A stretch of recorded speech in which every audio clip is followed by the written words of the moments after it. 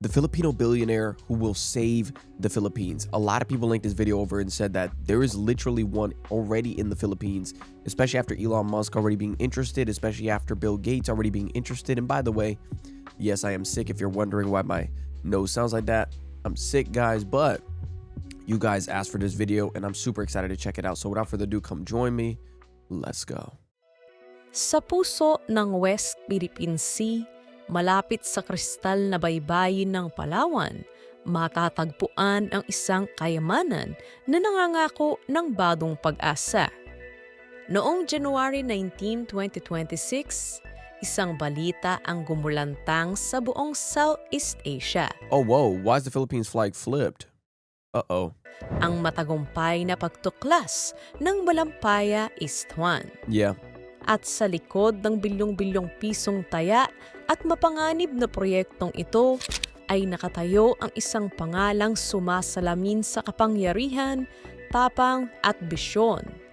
Si Enrique Razon Jr. Oh, Ngayon, that's him. sino nga ba si Enrique Razon Jr.? Sapat ba ang tapang at kayamanan niya upang isalba ang buong bansa sa nakaambang krisis? Bago po natin sagutin ang mga tanong na yan, inaamyahan ko po kayo na i-like ang video na ito dahil isa po yung Maraming salamat napakalaking po. tulong para sa aming mga content creator. Maraming salamat po.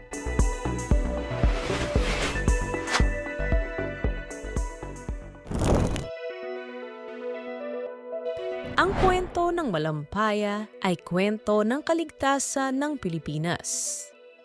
Sa loob ng mahigit 2 dekada, ang Malampaya gas field ang itinuturing na crown jewel ng energy sector ng bansa. Ito ang nagbibigay ng halos 20 hanggang 30% ng pangangailangan sa kuryente ng buong Luzon. Kung wala ang Malampaya, ang Metro Manila ay literal na magdidilim. Yeah, of course. Everything there. Ngunit may isang malaking problema. Ang kalikasan ay may hangganan. Simula noong 2021, unti-unti nang bumababa ang pressure ng mga balon ng gas. Ang mga eksperto ay nagbigay ng babala. Sa loob ng ilang taon, tuluyan ng mauubos ang reserba ng orihinal na Malampaya. Ang epekto? Mapipilitan ang Pilipinas na bumili ng imported liquefied natural gas o LNG na lubhang mahal at nakadepende sa presyo ng pandaigdigang merkado. Yeah, this is also another reason as to why I said like the Elon Musk thing is really good, because he's literally trying to do all these things with EV and then also adding the Starlink, which people already said is there too, which can help drastically with a lot of the typhoons that consistently happen in the Philippines.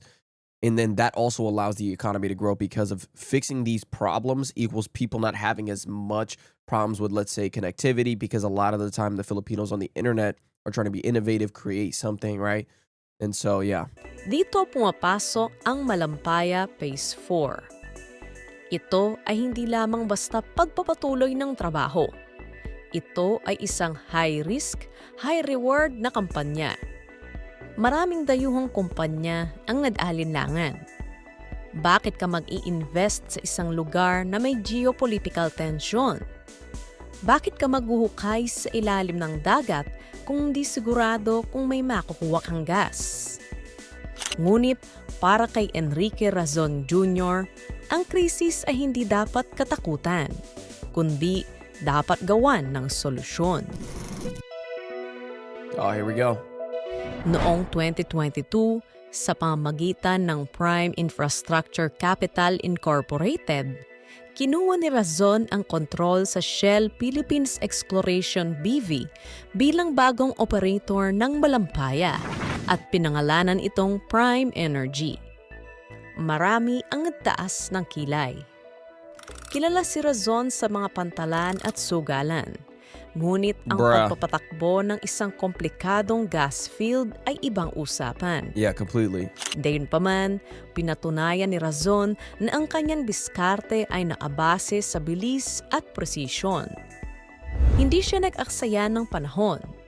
Sa ilalim ng kanyang pamumuno, inarkila ang Noble Viking, isang state-of-the-art na drill ship na may kakayahang humukay ng libu-libong talampakan sa ilalim ng dagat.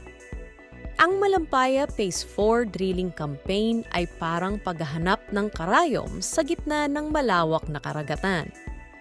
Bawat araw ng operasyon ng drill ship ay nagkakahalaga ng milyong-milyong piso.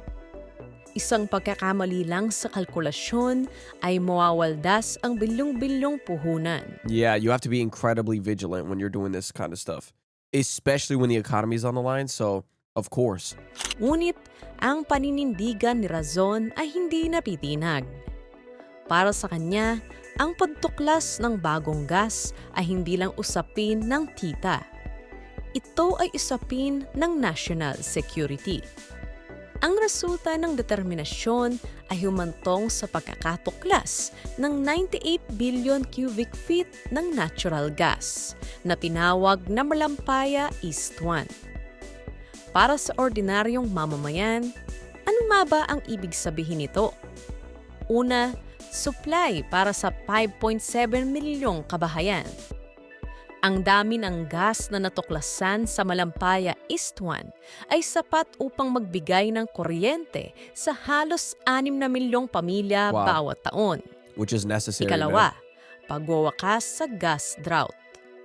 Sa loob ng mahigit 10 taon, walang bagong tuklas na gas sa bansa. Yeah, and the Philippines was Ang worried. tagumpay ni Razon ang bumasag sa sumpang ito. At ang huli, mababang presyo ng kuryente. Dahil ang gas ay galing mismo sa Pilipinas, hindi ito papatawan ng mga import taxes at hindi gaanong apektado ng gulo sa Middle East o Ukraine. Ang Malampaya East 1 ay matatagpuan lamang 5 kilometro silangan ng orihinal na Malampaya. Ang estratehikong lokasyon nito ay nangangahulugang maaari itong ikonekta sa mga existing na subsea pipelines. Kaya mas mabilis itong mapapakinabangan ng publiko. Upang maunawaan ang tagumpay ng Malampaya, kailangang kilalanin ang arkitekto nito. Yeah. Si Enrique Ricky Razon Jr. na kinikilala ngayon bilang Ports King ay ipinanganak noong March 3, 1960.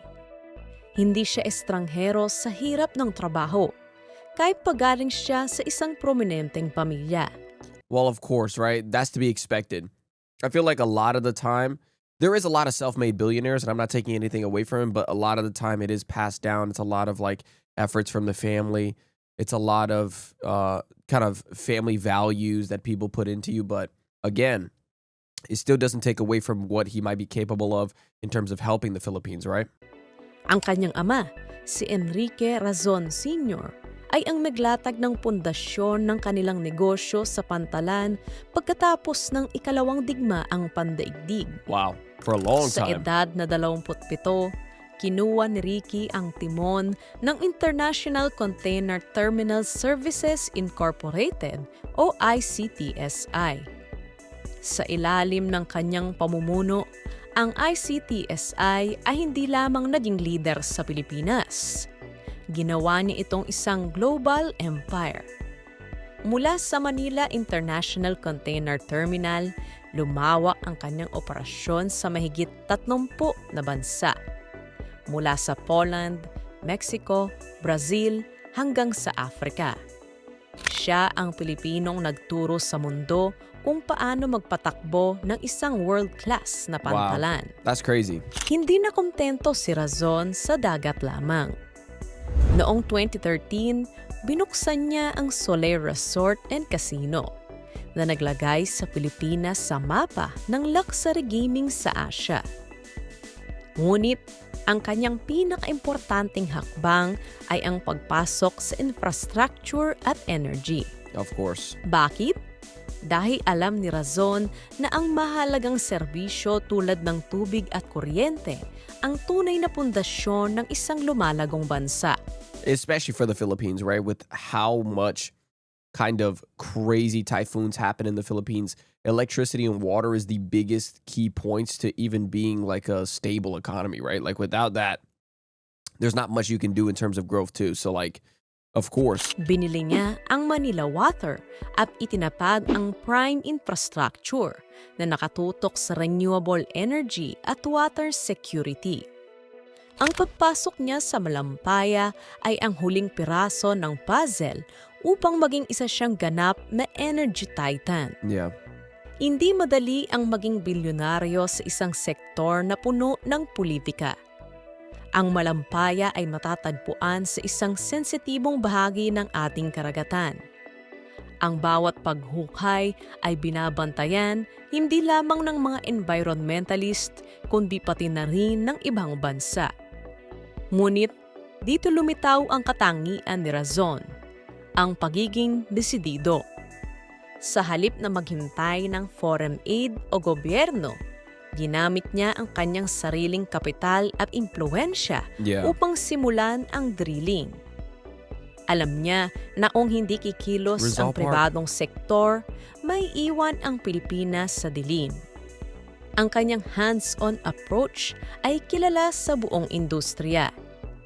Hindi siya ang tipo ng leader na nasa opisina lang. Siya ay nakasubaybay sa bawat galaw ng Noble Viking at sa bawat report ng kanyang mga engineers sa ilalim ng dagat. Si Enrique Razon Jr. ay madalas na inilalarawan bilang isang matikas at seryosong negosyante. Ngunit sa likod ng kanyang mga bilyon ay isang simpleng katotohanan. Naniniwala siya sa potensyal ng Pilipinas. Of course.